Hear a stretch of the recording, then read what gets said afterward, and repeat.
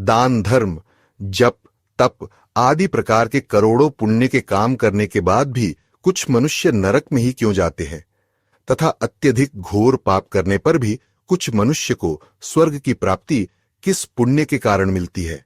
ऐसा वह कौन सा पुण्य है जो मनुष्य के करोड़ों पापों का नाश करता है, और ऐसा वह कौन सा पाप है जो उसके करोड़ों पुण्यों को नष्ट कर डालता है?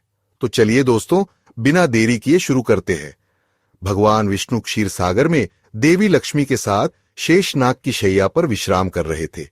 जल की लहरें शांत रूप से बह रही थीं और आकाश में एक दिव्य शांति फैली थी। उसी समय देवर्षि नारद वहां उपस्थित हुए। उनके चेहरे पर चिंता की रेखाएं थीं और भगवान विष्णु ने उन्हें देखते ही कहा, आइए देवर्षि, क्षीर सागर में आपका स्वागत है। आज किस प्रयोजन से पधारे हैं? अवश्य ही कोई महत्वपूर्ण समाचार लेकर आए होंगे आप।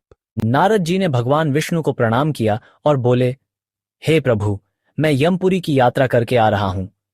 वहां मैंने एक अद्भुत घटना देखी जो मेरी समझ से परे है। मैंने देखा कि कुछ पुण्यात्माएं नरक में जा रही थीं, जबकि कुछ पापी स्वर्ग में। यह देखकर मुझे बड़ा आश्चर्य हुआ। कृपया मुझे यह बताइए कि कौन नरक जाता है और कौन स्वर्ग, और यह कैसे तय होता है? भगवान विष्णु ने नारद की बात सुनकर मुस्कुराते हुए कहा, देवर्षि, संसार में कर्मों का फल मनुष्य के आंतरिक उद्देश्य और विवेक पर निर्भर करता है। कई बार जो प्रकट रूप से पुण्य दिखते हैं वे भी पाप हो सकते हैं। इस विषय में एक प्राचीन इतिहास कहा जाता है जो आज मैं आपको सुनाता हूं। इस कथा को सुनकर आपको आपके सभी प्रश्नों के उत्तर मिल जाएंगे। इसीलिए आप इस कथा को ध्यान से पूरा अवश्य सुनिए। जो भी इस कथा का श्रवण करता है उसके कोटि कोटि पाप नष्ट होते हैं और उसे विष्णु लोक की प्राप्ति होती है। देवर्षि कहते हैं, हे प्रभु, आपके मुख से इस कथा को सुनना मेरा सौभाग्य है। मैं इस कथा को ध्यान से पूरा अवश्य सुनूंगा और इसका प्रचार करूंगा।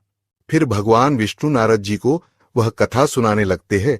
यह कथा अत्यंत ज्ञानवर्धक है।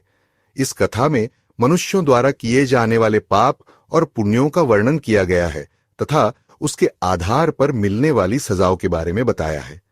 इसीलिए प्रत्येक मनुष्य को यह कथा ध्यानपूर्वक सुननी चाहिए